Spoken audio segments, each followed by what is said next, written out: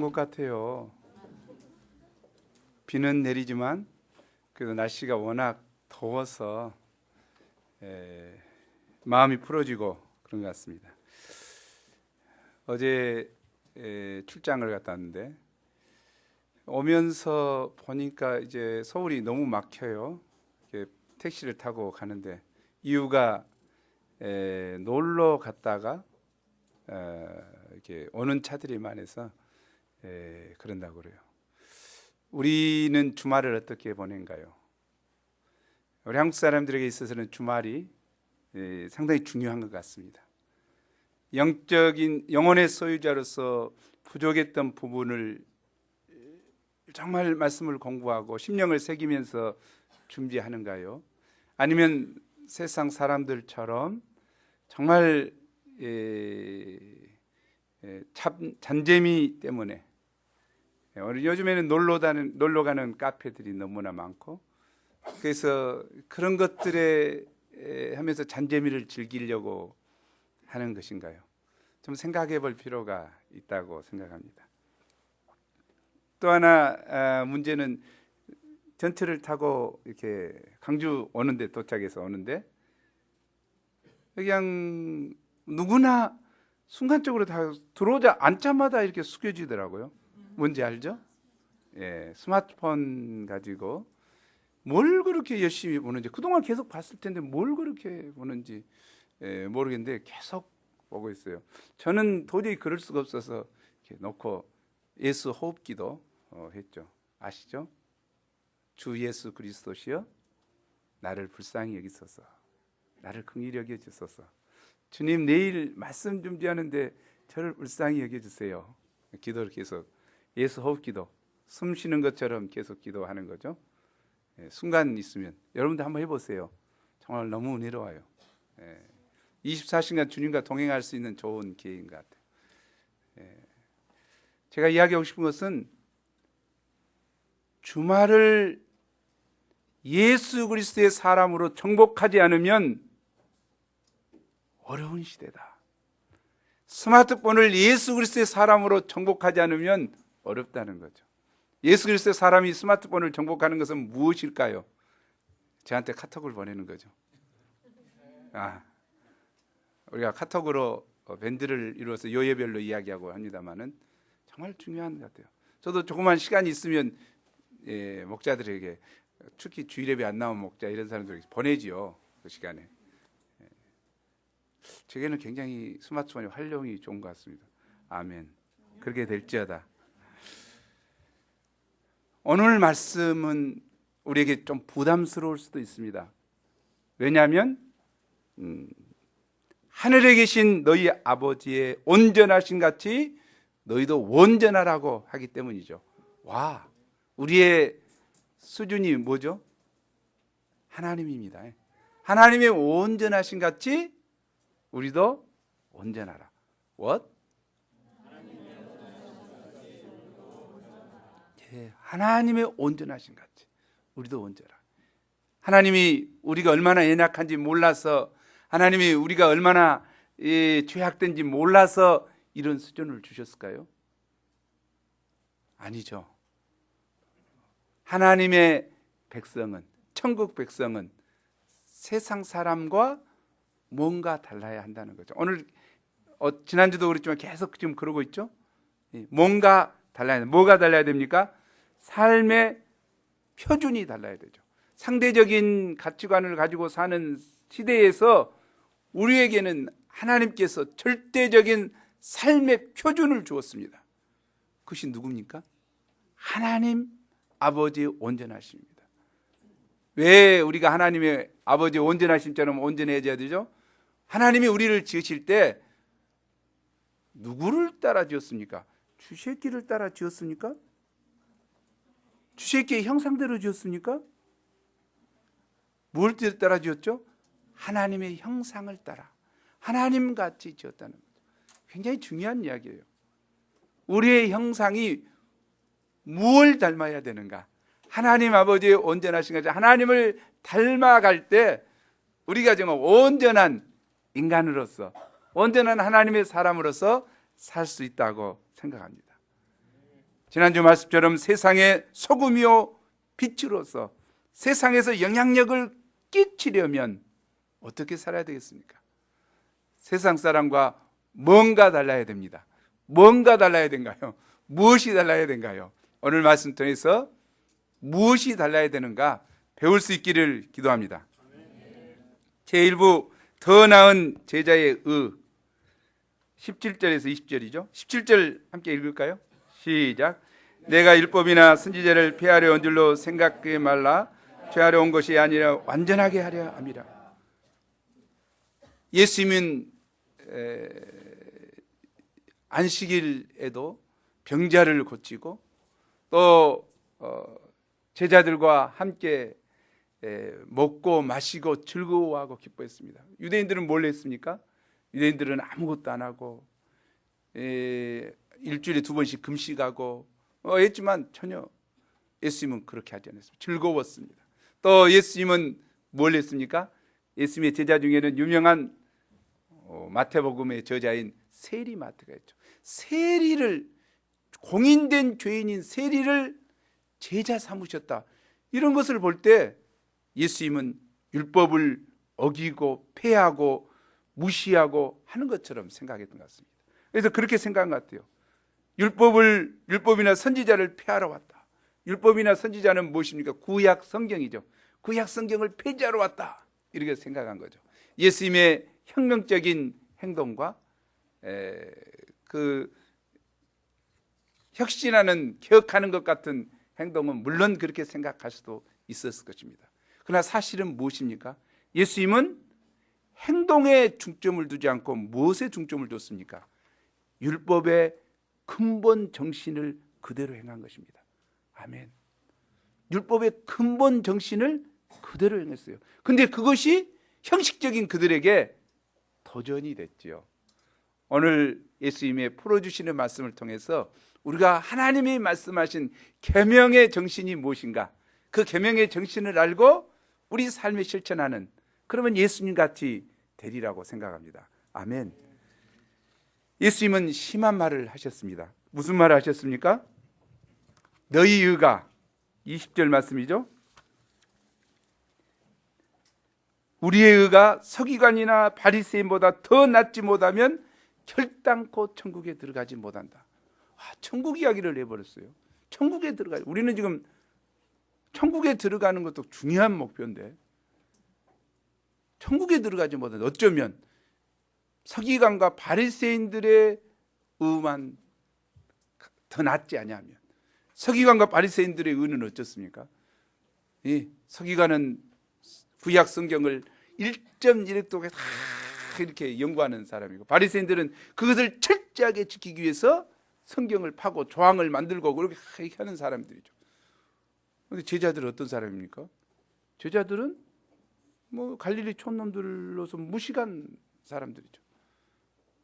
그 율법에 대해서 잘 알지도 못하면서 그 연구하지도 않고 이렇게 사는 자들이었죠. 그런데 그들의 의가 서기관과 바리새인들보다 더 낫지 않냐면 못한다고, 천국에 들어갈 수 없다고 합니다. 오늘날 우리에게도 마찬가지 아닐까요? 우리에게 주신 말씀이죠. 우리가 바리새인들이 율법을 지킨 것처럼, 서기관들이 지킨 것처럼 철저히 지키지 않으면 천국에 들어가지 못한다고 합니다. 이것을 율법적으로 생각해서 정말 행위 중심의 신율법주의에 빠진 사람들이 있죠. 그러나 예수님은 그것이 아니죠. 예수님은 더 나아야 할 의가 무엇인가 오늘 계속 이야기해 주십니다. 계명 하나씩 하나씩 보면서 더 나아야 할 의가 무엇인가를 생각해 보면 좋겠습니다. 대조는 뭐죠? 바리새인들은 행위 중심, 사람 앞에 하는 삶을 살았죠. 그러나 제자들은 어떻게 살합니까? 내면 중심, 또 사랑 중심, 예수님이 덧입혀 주시는 의의 중심이 되어야 한다는 거죠. 결론적으로 보면 오늘 말씀을 통해서 6가지를 구체적인 신뢰를 들어가면 예수님이 바리새인보다 더 나아야 할 것을 말씀하십니다. 살인, 간음, 이혼, 맹세, 복수, 원수 사랑, 6가지를 이야기하십니다. 여기에서 우리가 바리새인들보다 훨씬 나은 의를 덧입을 수 있기를 간절히 기도합니다. 저희 부 아버지의 온전하심과 같이 첫째, 살인에 대한 계명입니다. 살인에 대한 구약의 계명은 살인하지 말라. 누구든지 살인하면 심판을 받게 된다는 것입니다. 살인은 인간의 존엄성을 파괴하는 행위입니다. 하나님은 창세기 9장 6절에서 사람의 피를 흘려서는 안 되는 이유는 하나님이 자기 형상대로 사람을 창조하셨기 때문이라고 하셨습니다. 인간은 짐승과 달리 하나님의 형상대로 지음받은 한 가지 사실 때문에 존귀하고 존엄합니다. 살인하지 말라는 계명은 10계명 중에 7번째 계명으로 이러한 인간의 존엄성을 전제로 하고 있습니다. 옛사람들은 마음속으로 수백 번 살인을 해도 상관치 않고 실제 행위로 살인만 하지 않으면 된다고 가르쳤습니다. 그러나 예수님은 뭐라고 하십니까? 형제에 대해서 감정적으로 화를 내거나 이 골빈놈, 바보, 멍청이, 이 라가라고 하는 말은 돌머리라는 뜻이죠. 이 돌대가리야, 이런 이야기입니다. 미련한 놈이라고 하면 상대방의 인격을 무시하고 정죄하는 것도 살인 행위와 동일하다고 하십니다. 야, 너무 어려운 것 같아요. 바리새인들이 차라리 쉽죠. 행동을 안 하면 되니까요. 뭐요? 감정적으로. 예수님은 겉으로 나타난 행위보다 내면의 숨은 동기를 더 중요시하고 행동을 유발시키는 근본 원인을 제거하고자 하신 것입니다. 살인의 동기는 무엇입니까? 미운 감정입니다. 사도 요한은 형제를 미워하는 자마다 살인하는 자라고 말씀하셨습니다. 형제를 미워하는 자마다 살인한 자다. 가인이 동생 아벨을 죽인 것도 어떻게 죽였습니까? 동생을 시기하고 미워하고, 그래서 속에서부터 끌어나는 분노의 마음을 억제하지 못했죠. 혈기를 억제하지 못했죠. 그리고 쳐 죽였죠. 마음에 형제를 미워하는 감정이 있으면 자기도 모르게 말과 행동이 거칠어지고 분노와 혈기가 생기고 상대방의 장점보다 약점을 찾아내 비판하게 됩니다. 반면에 형제를 사랑하는 마음이 있으면 어떻게 됩니까? 어떻게 생겼든지 사랑스럽게 보이게 됩니다. 우리는 다 사랑스러워 보이잖아요. 여외부 친구들 못생겼어. 뭐가 못생겨? 다 잘생겼지. 그러죠? right?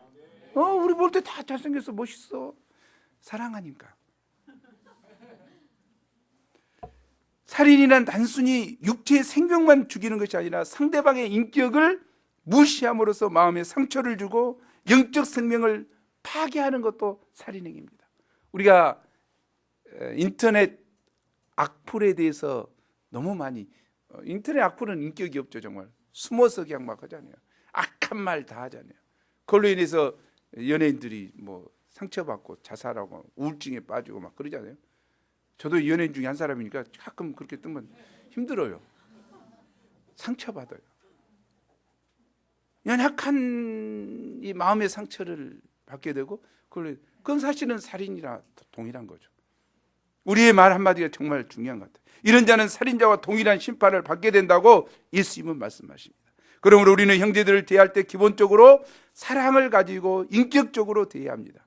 또한 부정적인 말보다 긍정적인 말을 함으로써 상대방의 용기를 북돋아주고 믿음을 심고 덕을 세우기에 힘써야 합니다.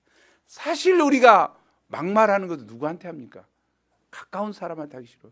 이 바보 멍청이야. 나도 마찬가지죠. 가까운 사람한테 이런 멍청이야. 근데 그것이 뭡니까? 우리의 말에는 권세가 있기 때문에 정말 칭찬과 이 축복의 말을 하면 그대로 이루어집니다. 빛이 있으라심에 빛이 있었고, 우리 하나님의 형상을 따라 만약 옆에 사람에게 빛이 있으라 해보세요. 빛이 임합니다. 얼굴에서 광채가 날 거예요. 그러나 형제에게 이 막 하면 저주가 그대로 임합니다. 저주가 임해요. 진짜로. 이거 참 중요한 이야기. 우리가 형제를 말로 살인하지 않도록, 또 감정으로 살인하지 않도록 해야 되겠습니다. 이 소극적인 면에서 한 걸음 더 나갑니다. 23, 24절 함께 읽겠습니다. 시작. 그러므로 예물을 제단에 들여다가 원망 들을 만한 일이 먼저 가서 형제와 화목하고 그에 와서 예물을 드리라. 이 말씀은 예배보다 인간관계 회복이 더 중요하다는 뜻이 아니라 참 예배는 형제와의 불화를 적극적으로 해결하는 것임을 말해주는 것입니다. 다시 말하면 우리가 형제와 불화한 상태에서 하나님께 예배 드린다면 하나님께서 결코 받지 않으신다는 것입니다. 그러므로 우리는 형제와 화목하기에 힘써야 합니다. 그것도 급히 화목해야 합니다. 화목이라는 것은 아무 문제 없이 지내는 것이 아니라 마음으로부터 형제를 영접하고 사랑하고 귀히 여기는 것을 말합니다. 우리가 형제와 화목하지 않으면 하나님의 심판을 피할 수 없게 됩니다. 둘째, 간음에 대한 계명입니다. 27, 28절입니다. 우리 함께 읽어보죠. 시작. 또 간음하지 말라 하였다는 것을 너희가 들었으나 나는 너희에게 이르노니 음욕을 품고 여자를 보는 자마다 마음에 이미 간음하였느니라. 간음이란 정상적인 부부 관계가 아닌 다른 이성과 성적 관계를 맺는 것을 말합니다. 장래 부부가 될 사람 외에 맺는 것도 간음이겠죠. 야, 이거 너무 나간다. 서기관들과 바리새인들은 간음치 말라는 계명을 육체의 간음 행위에만 국한시켰습니다. 그들은 마음으로 몇 번, 몇천 번, 몇만 번 간음을 해도 상관치 않고 실제로 간음 행위만 하지 않으면 계명을 잘 지키는 것으로 생각했습니다. 그러나 예수님은 음욕을 품고 여자를 보는 자마다 이미 간음했다고 말씀하십니다.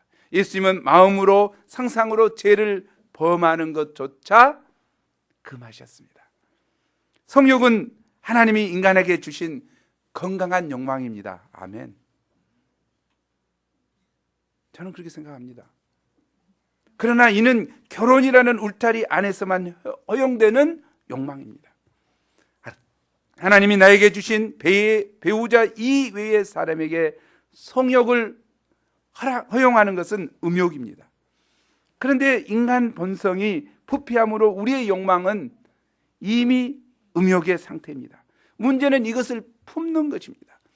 달걀은 유정란이라고 할지라도 암탉이 품지 않으면 병아리가 되지 않습니다. Right? 예, 암탉이 품어줘야 돼요. 온정한 온도를 계속 줘야 되죠. 그럴 때 병아리가 나죠.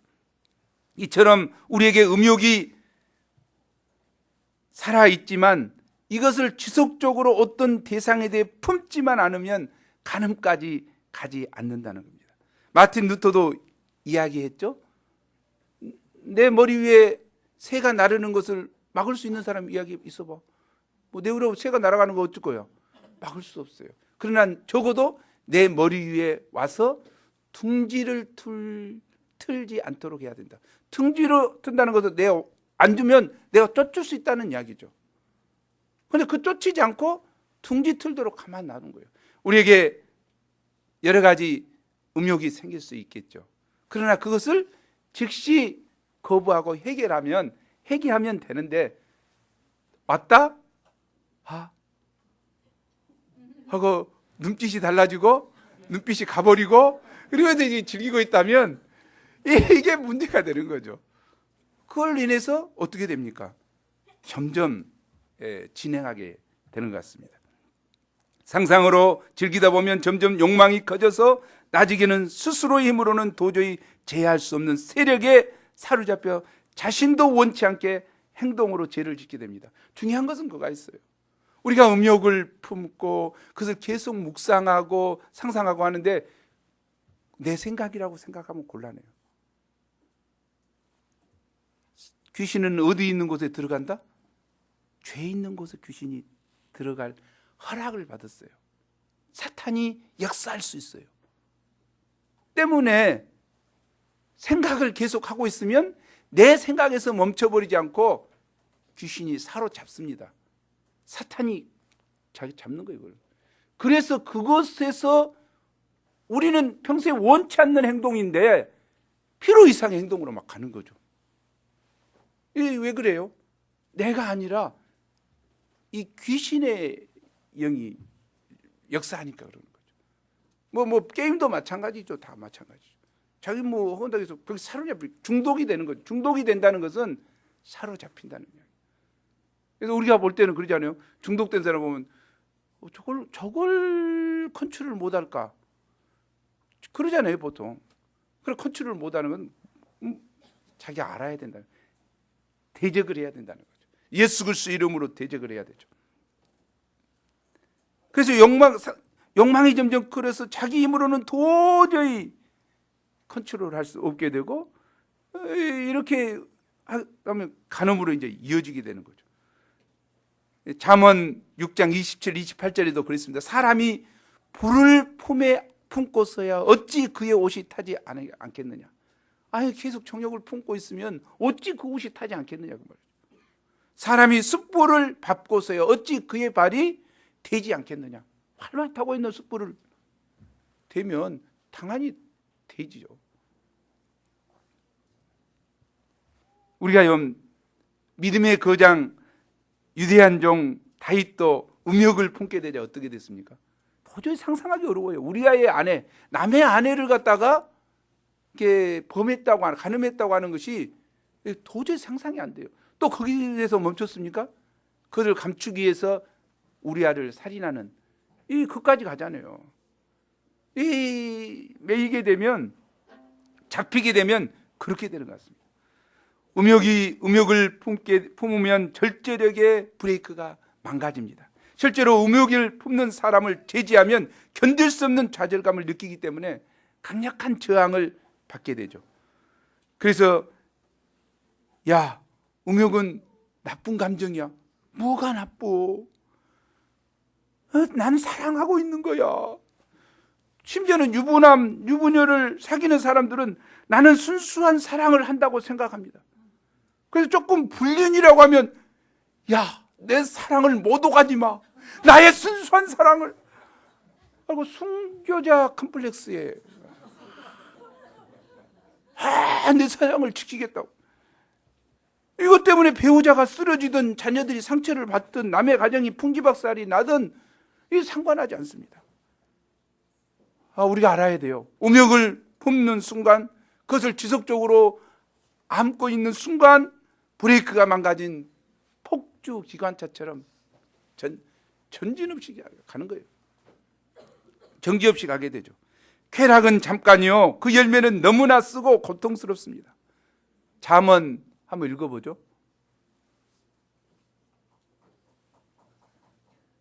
잠언 5장 3절에서 5절. 함께 읽어보겠습니다.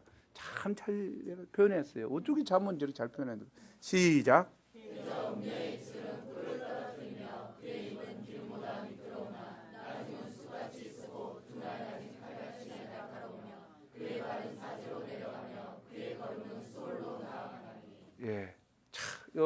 수월이 어딘지 알죠? 지옥으로. 음녀의 입술은 꿀을 떨어뜨리며 꿀 마신 것처럼, 그의 입은 기름처럼 미끄러고 너무너무 달콤하고 너무너무 막 이렇게 느껴지죠. 그러나 나중은 어쩌자 그 말. 나중은 쑥같이 쓰고 두 날 가진 칼같이 날카롭고 나를 난도질하는 거예요. 그의 발은 사지로 끌려가고 죽는 곳으로 끌려가는 거예요. 이제 그의 걸음은 수월로 나간다. 언제 멈춰야 되겠습니까? 지옥 가서 멈추겠습니까? 지옥 가서 멈추겠. 언제 멈춰야 돼? 생각으로 틈탈 때 멈춰야 돼요. 이 말씀이 우리에게 생명의 말씀이 되기를 기도합니다. 우리 모두에게 생명의 말씀이 되기를 정말 기도합니다. 왜 그렇습니까? 오늘날 시대는 이 불륜을 미화하는 이 TV 드라마, 또 영화, 이런 것들이 너무 많아요. 뭔 불륜이 아름답냐고. 불륜은 죄예요, 죄.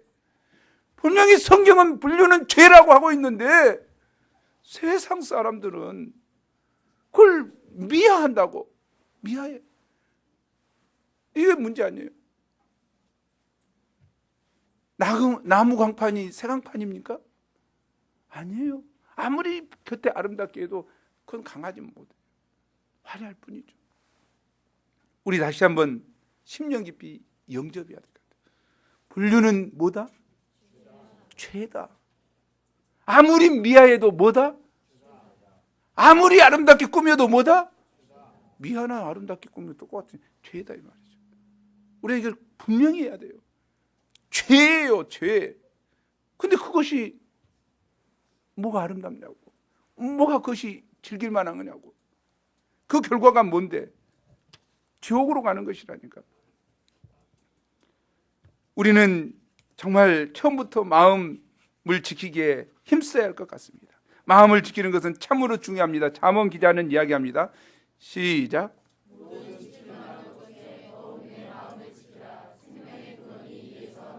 아멘. 마음은 성과 같습니다. 성을 방비하지 않으면 원수들이 쳐들어와 점령하게 됩니다. 특히 봄이 되어 과다한 노출로 인해서 생각이 산란해지면 사방에서 강한 정욕 귀신이 공격해 옵니다. 우리 좀 이때 우리 성령의 검인 하나님의 말씀으로 마음을 굳게 지키는 것이 중요해요. 요즘에 이단들이 안 쓰는 것이 뭡니까? 잔재미, 놀러 가자, 카페, 막 이런 것 가지고 유혹해요. 그리고 결국 어디 갑니까? 꽃이지만 저기 아까 지금 말한 것처럼 꿀을 준 것 같고 막 이렇게 하지만 놀게 하지만 결국 뭐냐 이 말이죠. 목적은 이단 사설을 독서 토론회 조별로 만들어서 독서 토론회 하고 그래갖고 꼬셔서 멸망으로 끌고 가는 거예요. 근데 모르고 어쩌냐고요. 우선 재미있으니까 잔재미에 좀 우리가 혼돈될까요? 인생을 팔 수는 없잖아요. 우리 잔재미에. 꿀나 때문에 우리 인생을 팔 수는 없잖아요. 전체를. 우리 다시 한번 경계의 봄에 경계해야 될 것 같아요. 우리 신생들이 특히 경계가 필요합니다. 예수님은 죄를 범하는 것이 얼마나 무서운 결과를 초래하는가 말씀해 주십니다. 우리 29, 30절 읽죠. 시작.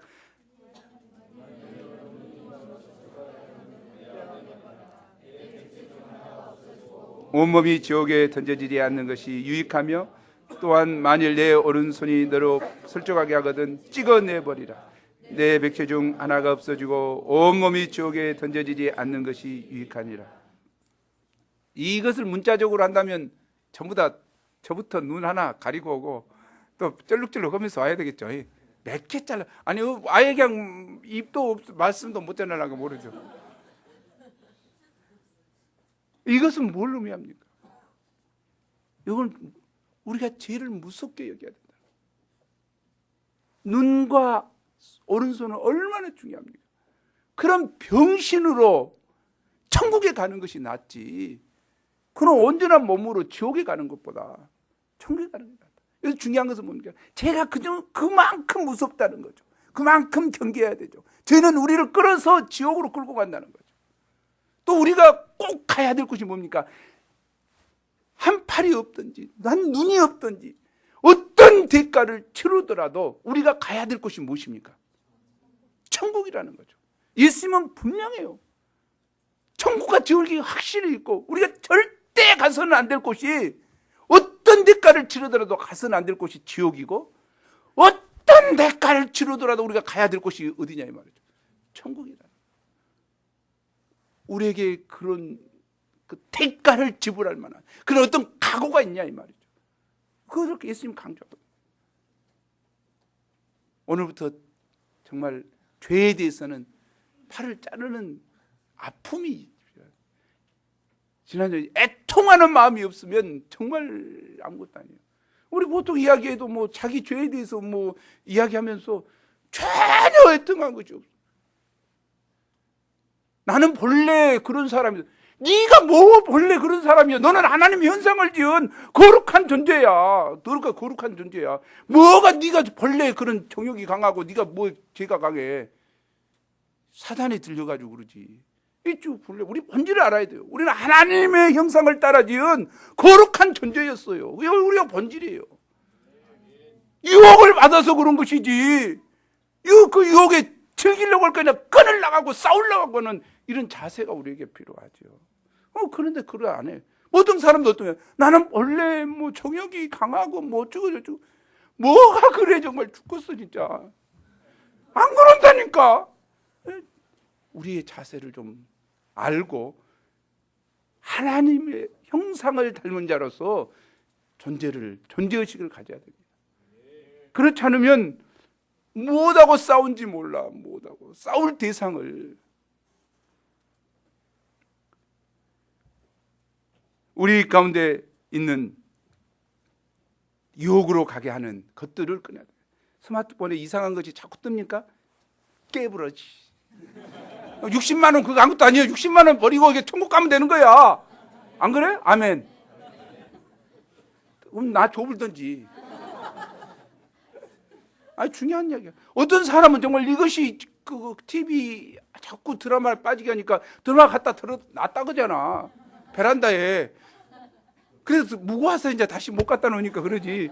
어찌됐든 끊잖아, 지금. 이것이 우리에게 필요하다는 거예요. 믿음의 결단이 필요하다는 거예요. 정말 중요한 것 같아요. 우리는 특히 청년들은 불씨입니다. 불씨 정말. 정욕에 불이 끓고 있죠. 기름을 가까이 하지 알아야 돼. 자기가 스스로 경계해야 돼요. 내가 기름 가까이 가면 타버리죠. 자기 자신을 알고 경계해야 돼요. 누가 그렇게 했습니까? 구약에 요셉이 그렇게 했잖아요. 보디발 여사가 자기는 노예고 보디발 여사 주인집 마나님인데 얼마나 음심이 가득한 눈으로 자꾸 그냥 추파를 던지는 거야. 얼마나 힘들었겠어요, 청년이. 애롭고 힘들게 사는데. 근데 그거 거절하잖아요. 하나님 앞에 내가 어찌 득지하리요. 하나님을 생각했어요. 달콤함을 생각이나 하나님을 생각했다. 하나님 앞에 내가 어찌 득지하리요. 그리고 도망갔잖아요. 그래서 결과가 어떻게 됐어요?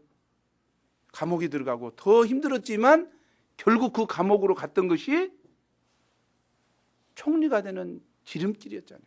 하나님은 우리를 지름길로 또 인도했어요. 다시 한번 깊이 영접하기를 원합니다.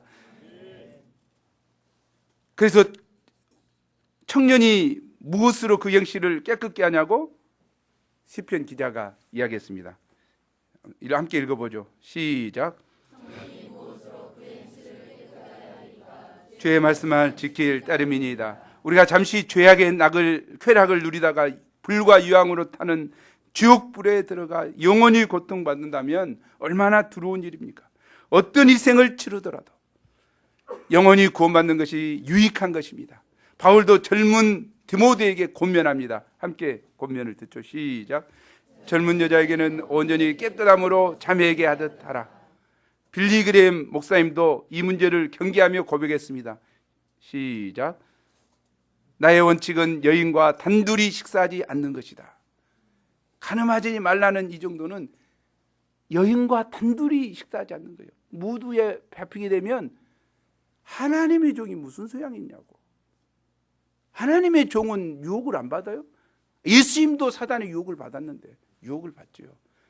어느 누구도 경계를 풀 이유가 하나도 없습니다. 우리가 거룩한 일을 하고 삽니다. 자, 1대1을 합니다. 거룩한 일을 합니다. 분위기 좋은 데서 하기를 좋아하면 좋지만 그렇지 않아요. 어느 누구도 우리가 경계하면서 말씀을 가르치는 게 중요하죠. 카페에서 하는 건 좋죠. 우리 카페에 얼마나 무드나 좀 좋습니까? 카페에서 하는 건 좋죠. 우리 1층 카페에서 하는 것은 좋은데 이상한 카페 가면 마음이 풀어지니까 피차간에 문제가 됩니다. 또 형제들은 자매를 하고 이렇게 어린 자매하고 이렇게 하면 곤란하죠. 경계합니다. 네. 사모님들도 마찬가지죠. 사모님도 형제를 하되 유부남하고는 하지 않겠지만 이렇게 서로 경계하고 또 내가 상담을 하더라도 우리 집사람과 함께 있는 데서 상담을 이렇게 하고 이게 굉장히 중요한 이야기죠. 훌륭한 목사일수록, 목자일수록 그런 원칙을 세우고 경계하지 않으면 사단의 유혹에 넘어가게 된다. 우리가 경계를 해야 되겠습니다. 셋째, 이혼에 대한 계명. 모세 율법에서는 누구든지 아내를 버리거든 이혼 증서를 주라고 기록되었습니다. 모세 당시는 여인들을 천시하여 남자들이 별 사유도 없이 함부로 아내를 버렸습니다. 이는 정욕 때문이었습니다. 모세 율법은 이혼을 방지하고 여자의 권리를 보호하기 위해 제정된 것입니다. 그런데 예수님 당시에는 오히려 이 법을 이용하여 이혼 증서만 써주고 이혼함으로써 합법적인 간음을 하는 자들이 많았습니다. 저 여자 마음에 든다, 이혼 증서 써주고 하는. 그때는 이제 지참금을 주고 이렇게 사오면 되니까 그렇게 했죠. 예수님은 이런 그들에게 분명하게 말씀하십니다. 누구든지 음행한 연고 없이 이혼하면 간음한 것이라고 하십니다. 이혼은 하나님의 주권에 도전하는 큰 죄악입니다. 예수님은 하나님이 짝지어 주신 것을 사람이 나누지 못할지니라고 했습니다. 결혼은 누가 짝지어 준다고요? 하나님이 짝지어 줘. 하나님이 짝지어 줘. 믿어야 돼요. 하나님이 짝지어 줘. 때문에 어떻습니까? 우리 믿는 자들은 꿈에서조차 이혼을 생각해서는 안 됩니다. 아멘.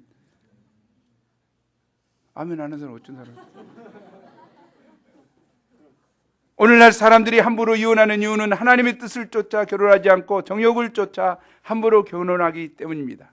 조건에 따라 결혼하기 때문에 살다가 조건이 맞지 않으면 끝이라고 생각합니다. 천국 백성 된 우리는 하나님 앞에서 투쟁을 해야 돼요. 스스로 순결, 서약 등 순결을 장려하고 무엇을 장려해? 순결을 장려해야 돼요. 스스로 순결 서약을 해야 돼요. 이전에는 어땠는가 몰라요. 이전까지는 문제는 없는데 예수 그리스도 피로 새로운 피조물이 된 다음부터는 순결을 지키고자 해야 됩니다. 또 믿음의 결혼을 장려해야 됩니다. 이 성서적 결혼과 중요한 거예요. 그러지 않으면 말 안 되죠. 우리는 정말 스스로 하나님 앞에 결혼하지 않는 사람은 결혼하기 전까지 내가 순결을 지켜야 되겠다 하는 마음의 자세가 정말 중요합니다. 오늘날 너무 유혹이 많지만 너무 어수선하지만 순결을 지키지 않는 것이 아무것도 아니라고 생각하지 모르지만 귀한 것은 귀한 것입니다. 순결은 귀한 것이에요. 절대적으로 지키고자 하는 투쟁이 필요합니다. 이혼하게 되면 본인뿐만 아니라 자녀들은 마음의 깊은 상처를 입어 삐뚤어지고 반항적이 돼요. 우리가 이건 너무 알잖아요. 오늘날처럼 정말 가정이, 건전한 가정이 얼마나 중요한가 깨닫습니다. 우리가 스스로 가정을 지키고자 해야 되겠습니다. 특별히 가정에 충실하기를 기도합니다. 잠언 5장 18, 19절 말씀을 보면서 없겠죠. 있겠네. 시작.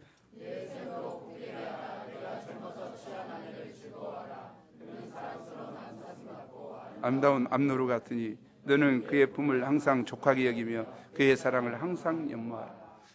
제가 누구를 상담하러 가면서 하나님이 주신 말씀이 이 말씀이에요. 젊어서 취한 아내를 즐거워하라. 근데 말을 안 듣더라고. 나쁜 놈이지. 우리는 정말 젊어서 취한 아내를 정말 즐거워하고, 그는 어떻게 이래? 안사슴 같고 아름다운 암노루 같고. 하나님이 보실 때 정말 나이가 볼 때는 그러지 않는 것 같지만 하나님이 짝져주신 볼 때 하나님 보실 때 그렇다는 거죠. 우리가 그런 눈으로 봐야, 하나님의 눈으로 봐야 돼. 아멘. 그래서 가정의 행복을 지키고 이 가정을 아멘. 넷째, 맹세에 대한 계명입니다. 33절에서 37절이죠. 맹세에 관한 율법의 주된 의도는 사람이 과장된 말이나 거짓말을 하기 쉬운 것을 억제함이었습니다. 우리 오늘날도 마찬가지 아닙니까? 맹세할 때 내가 손으로 장을 지진다. 근데 장 지졌다는 사람 한 사람도 내가 못 봤어. 그냥 자기 꼭 지킬 것처럼 굴잖아. 그런데 그대로 하냐고 안 한다 이 말이에요. 하나님 예수님은 인간의 거짓된 본성을 아시고 아예 맹세를 하지 말라고 합니다. 우리의 과도한 맹세를 지킬 만한 충분한 능력이 없는 자임을 알고 우리는 다만 겸손히 옳은 것은 옳다, 그런 것은 그러다, yes, no만 하면 될 것 같아요. 예 할 것은 예, 아닐 것 아니, 그리고 책임을 다하는 것이죠. 이게 중요한 것 같아요. 이것이 신자의 진실이요 용기입니다. 과장되고 무책임한 언어는 천국 방언이 아니에요. 그건 지옥 방언인가 모르죠. 자기를 과시하려고. 우리도 얼마나 소감을 하면서 과시하려고 할 때가 많이 있어요. 좀 생각할 필요가 있어요. 나 1대1 100팀 하겠다. 나나 우리도 좀 중요해요. 목자로서 가시용 맹세가 아니라, 아니 그렇게 해놓고 정말 하면 돼요. 명철 목자처럼 10장 읽는다. 10장 계속 읽고 있다. 매일 일용할 양식 써서 먹는다. 매일 써서 먹고 있다 이 말이에요. 하고 있어. 투쟁하고 있는 거예요. 그것이 자기를 지키는 것이죠. 그건 좋은 이야기예요.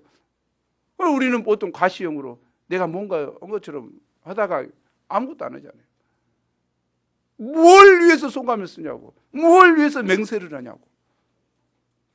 그것은 투쟁하기 위한 거 아닙니까? 그것을 나쁘게 생각지는 않죠. 그러나 정말 할 때 생각을 해야 되고 아멘을 유도하기 위한 이 소감이 돼서는 곤란한 이야기죠. 우리가 분명한 결단을 하고 투쟁하는 것이 중요하다고 생각합니다. 다섯째, 복수에 관한 계명. 눈은 눈으로, 이는 이로 갚으라는 말씀은 반드시 그렇게 복수하라는 뜻이 아닙니다. 이 율법의 목적은 분노와 복수심을 통제하는 데 있습니다. 우리 보통 한 눈을 상하면 어떻습니까? 상대방의 두 눈을 다 상하게 싶고 이빨 한 개가 부러졌으면 한 10개 정도 그냥 부러뜨려 줘야지 속이 그냥 후련하고. 그 우리 말에도 있잖아요. 오는 방망이 가는 홍두깨. 대로 받고 말로 갚아주는 것이 복수심의 본질입니다. 사실은 사람은 그렇게 돼 있어요. 그냥 해불고자 하는 것이. 그러나 율법은 피해자의 이가 부러졌으면 상대방의 이만 부러뜨릴 수 있도록 공평의 원리를 적용해서 복수심을 통제한 거죠. 자기가 당할 때는 굉장히 서럽고 다른 사람이 당할 때는 별로 이렇게 생각지 않는 것이 우리 인간이다니까. 화장실 갈 때와 올 때가 달라. 우리 인간이에요. 그런데 그것을 절제하는 의미에서 이는 이, 눈은 눈, 그것만 해라 이 말이에요. 그런데 어쩐가. 그러나 예수님은 뭐라고 합니까? 예수님은 악한 자를 대적하지 말라고 하시고 대적하지 않을 뿐만 아니라 더 적극적으로 뭐예요? 오른밤을 치면 어쩐다고? 왼밤을 돌려대고 속옷을 가지고자 하면 속옷이 안 좋습니다. 그 유대인들은 가난해가지고 겉옷만 번지르니 좋게 입고 다녔어요. 속옷은 좋지 않아요. 그래서 좋지 않은 네 속옷 나 주라 이렇게 할 수 있다 이 말이죠. 속옷을 주라고 하면 자기는 옷도 하나도 없으니까 주라고 하면 겉옷같이 같이 주라. 이 좋은 옷까지 줘버리라고 말이죠. 이해 갔어요? 억지로 오리를 가져가면 심리까지 동용해져 버려 그냥. 너무한다 그냥. 친절이 너무. 이 말씀은 정말 감당하기 어렵잖아요. 우리가 어떻게 이러겠어요? 자기 것 하나도 안 뺏기려고 그냥 이렇게 하는 삶인데 이걸 너무 힘든 말씀인 것 같아요. 그러나 이 말씀은 적극적으로 선을 행함으로 악을 이기라는 것입니다. 우리는 마음은 맞지 않지만 크리스찬으로서 외욕을 당할 때도 있고 조롱을 받을 때도 있고 신자이기 때문에 부당한 요구를 받거나 선을 강요당할 때가 있죠. 그럴 때 우리는 마지못해 해주면서 욕 뒤지게 하죠. 그냥. 얼마나 불평하고 합니까? 그렇게 하지 말라는 거죠.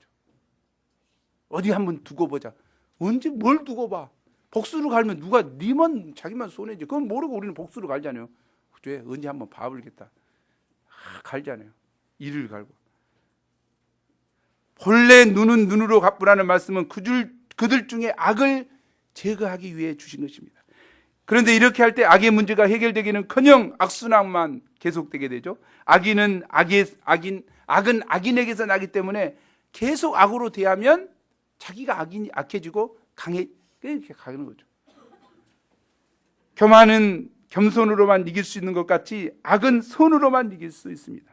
모든 다툼은 상호작용입니다. 서로가 뭔가 조금씩 잘못한 것이 있습니다. 그런데 서로 내 잘못이야, 네 잘못이야 고소 하고 뺨을 치러 가기보다 내가 좀 잘못한 것 같아 먼저 이야기하면 어떻습니까? 그 싸움이 종결되지요. 아니 내가 잘못한 것 같아 서로 그러잖아요. 그렇게 할 수 있는 영역은 탕후루성을 가진 예수님의 제자들에게 있습니다. 우리가 레미제라블을 보면서 얼마나 감동을 받았습니까? 그죠? 어디서? 그냥 막 광활한 노래 부르고 막 그래서 그랬습니까? 레미제라블의 이 경찰에 의해서 도둑으로 잡혀온 장발장을 어떻습니까? 신부가 내가 이 촛대까지 가져가라고 했는데 왜 이것은 놔두고 갔어? 이렇게 했잖아요. 정말 이 오리를 가져가는데 심리를 가진 사람이죠. 속옷을 주라고 하니까 겉옷까지 준 사람이죠. 이런 신부의 사랑으로 인해서 장발장이 고민하기 시작하잖아요. 회개가 시작되죠. 우리 좀 그래서 그 신부가 정말 있었냐? 그래서 아니 그 진짜 있는 게 아니라 강주에 있다. 우리 산부에 있잖아요. 산부에다. 우리 여러분이 기자네요. 예수 그리스도의 사랑을 갖고 있는 여러분이 신부다 이 말이에요. 그런 사랑을 베풀도록 우리 하나님이 우리를 부르신 거예요. 신부가 어디 있는가 그냥 찾고 할 필요 없어. 우리가 되면 되는 거예요. 우리가 돼. 그래서 장발장 같이 캠퍼스에 어디 도둑질하고 뭐하고 그냥 제멋대로 살고 그냥 증오와 복수심에 알겠던 그런 영혼들이 우리의 사랑으로 섬기는 것에 녹아지도록 우리가 해야 될 것 같습니다. 아멘. 여섯째 원수 사랑에 대한 계명입니다. 43, 44절 함께 읽죠. 시작.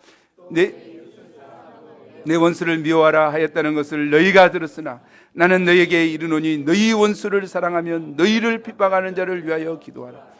우리가 사랑하는 자를 사랑하고 우리에게 해를 끼치는 원수를 미워하는 것은 본능적인 것입니다. 예수님께서도 너희를 사랑하는 자를 사랑하면 무슨 상이 있겠느냐고 하십니다. 세리나 세상 사람들도 이같이 합니다. 물론 살다 보면 코드가 맞는 사람이 있고 물과 기름같이 느껴지는 사람도 있습니다. 때문에 끼리끼리 모이기를 좋아합니다. 그러나 이는 이방인들 수준이지 결코 하나님 백성으로서의 태도가 아닙니다. 그거 중요한 것 같아요. 끼리끼리 모이는데 그 끼리끼리라는 것이 사단의 영에 있는 끼리끼리인가 하나님의 영에 있는 끼리끼리인가 이것도 잘 분별하면서 해야 돼요. 중요한 이야기예요. 내 양이 자꾸 상담을 한다고 그래요. 어떤 사람 만나면 그냥 뭐가 편치 않다. 편치 않은 거 당연하지. 왜? 영이 다르면 편치 않죠. 그런데 우리가 적극적으로 하나님의 형제 자매들 의와 하나님의 깨끗한 마음으로 하나님의 이름을 부르는 자들과 함께 교제하기를 좋아해야 된다 이 말이죠. 예수님의 사람은 세상 사람과 무언가 달라야 되고 예수님의 사람은 이기적인 사랑을 넘어서서 원수까지도 사랑할 수 있어야 합니다. 이는 예수님의 제자들의 비범한 내면성입니다. 그런데 우리가 어떻게 나를 미워하며 비방하고 헐뜯고 죽이려고 하는 원수를 사랑할 수 있습니까? 이는 인간의 힘으로는 불가능하고 하나님의 사랑을 덧입을 때만이 가능합니다. 거기 하나님은 어떤 분이십니까? 하나님은 해를 악인과 선인에게 동일하게 비추시고 비를 의로운 자나 불의한 자에게 골고루 내려주시는 분입니다. 신자의 밭에는 정말 뿌려주고 옆에 있는 불신자의 밭이니까 지나가 불고 비가 그렇게 내리냐고 동일하게 내린다니까. 하나님이 보실 때 인간의 의와 더 의롭고 덜 의로운 것은 이게 도토리 기계지. 하나님 편을 볼 때 하나님은 온 인류를 창조하신 창조주 하나님이 되십니다. 때문에 그들을 향해서는 동일한 은혜를 베푸십니다. 이것이 무엇입니까? 이것이 일반 은총이죠. 요나서에 보면 요나는 어떻습니까? 원수 도저히 사랑할 수 없는 니느웨 백성을 향해서 피해서 도망가죠. 가서 회개복음을 전해라는 게 아니요, 나는 안 해요. 저놈들 죽어버려야 돼요. 딴 데로 막 가잖아요. 하나님은 어떻습니까? 앞뒤를 분간하지 못하는 12만 명, 또 그 가축들까지도 불쌍히 여기시고 긍휼을 베푸신 것을 알 수가 있죠. 하나님은 그러신 분이에요. 우리가 정말 이 예수님의 이 하나님의 마음을 알아야 될 것 같아요.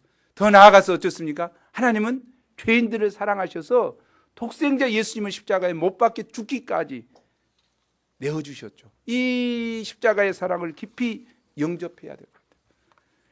심지어 예수님은 자신을 십자가에 못 박는 원수들을 위해서 기도하셨습니다. 아버지여 저희를 사하여 주옵소서. 자기들이 하는 일을 알지 못합니다. 이 원수들을 향한 용서의 사랑을 친히 보이셨어요. 이 사랑을 우리가 깊이 영접할 때 우리도 사랑할 수 있을 것 같아요. 우리도 우리 마음에 든 사람만 사랑한다면 세리, 물론 요즘에는 세리 사랑도 못한 사람이 있어요. 신자 가운데 세리 사랑도 못한 사람이 있어서 안타까운 마음. 자기 가족들도 사랑 못해. 이 인간도 아니에요, 인간도. 신자인데 문제가 있죠. 물론 세리 사랑을 우리가 뛰어넘는 하나님의 사람들이 돼야 되겠습니다. 그래서 요한일서 3장 16절은 말합니다. 우리 함께 읽어보죠. 시작. 그가 우리를 위하여 목숨을 버리셨으니 우리가 이로써 사랑을 알고 우리도 형제들을 위하여 목숨을 버리는 것이 마땅하니라. 아멘. 나 같은 죄인을 위해 목숨을 버리신 예수님의 십자가 사랑을 깊이 묵상할 때 우리가 어떤 사람도 영접하고 사랑할 수 있습니다. 프랑스 화가 루오의 작품 중에 향나무는 자기를 찍는 도끼 날에도 향을 묻힌다라는 판화 작품이 있다고 합니다. 판화 작품 있죠? 저 판화 작품입니다.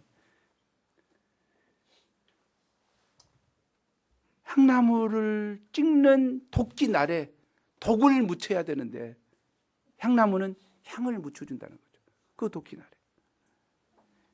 예수님의 십자가는 대못을 박으면 박을수록 더 진한 용서와 사랑의 향기를 풍겨줍니다. 우리는 자신의 두 아들 동신이와 동인이를 죽인 원수를 용서하고 양아들 삼은 손양원 목사 이야기를 듣고 얼마나 가슴이 뭉클합니까? 또 자신의 남편들을 창으로 찔러 죽인 엘콰도르 와오다니족을 돕기 위해서 젊은 가부들이 그 가부가 됐는데 그 원수들에게 찾아가죠. 그래서 거기 소아마비 걸려가지고 열이 나고 한 그 아이들을 보고 헌신적으로 이렇게 돕는 것을 보고 그 죽였던 그 친구가 변화되잖아요. 이 참 우리가 이 창끝 영화 한번 보면 좋겠습니다. 이제 안 보신 분은 창끝 영화 한번 보세요. 창끝 너무너무 감동적이에요. 그들은 어떻게 그렇게 할 수 있었습니까? 향나무는 자기를 찍는 도끼 날에도 향을 묻힌다 하는 것처럼 그 마음에 십자가에 향나무가 있기 때문에 가능한 일입니다. 그런 어려움을 당했지만 가서 하는 거죠. 복수심과 징후에 불타던 베너가 복수의 칼을 놓을 수 있었던 것도 무엇 때문입니까?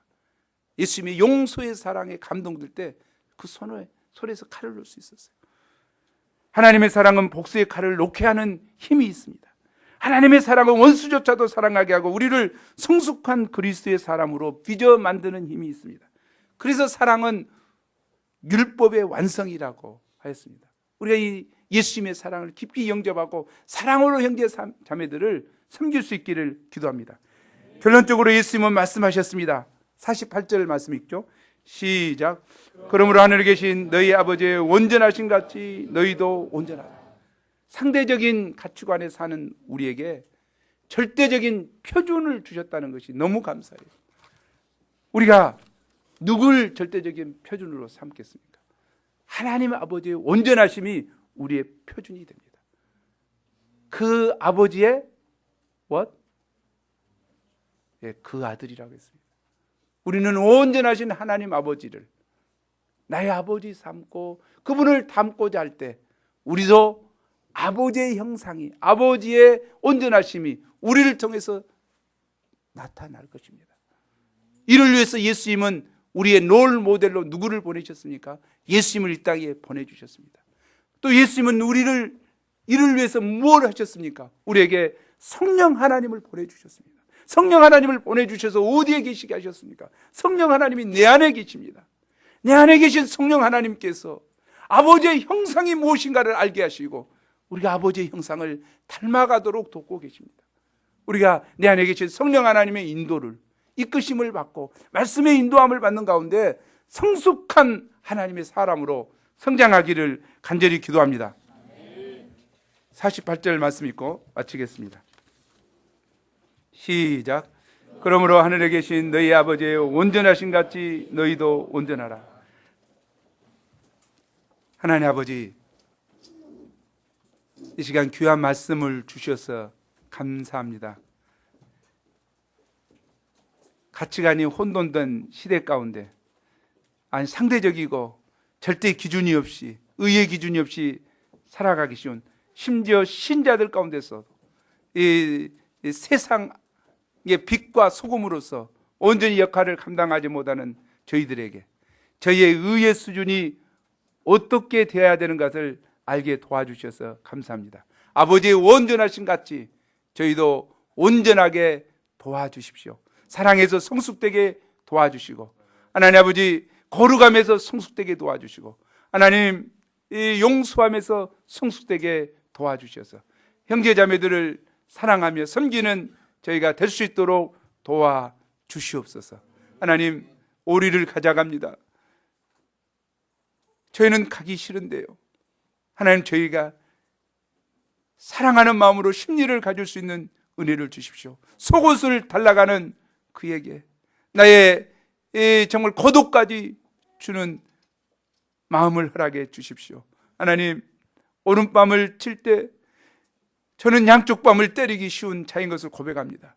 하지만 하나님 아버지, 저희 가운데 예수님의 말씀처럼 왼밤을 돌려댈 수 있는 사랑의 마음을 허락해 주십시오. 이 온전한 사랑을 저희 가운데 부어 주십시오. 이기적인 이 시대 가운데 이 이기심을 뛰어넘어 베푸고 섬기는 저희가 되게 도와주시옵소서. 저희는 힘이 없지만 성령 하나님, 내 안에 계시는 성령 하나님, 나를 도와주셔서 이 사랑이 부음받은 이 사랑을 온전히 실천할 수 있도록 도와주옵소서. 감사합니다. 감사하고 예수 이름으로 기도합니다. 모두 일어나 찬송가 455장 부르시겠습니다.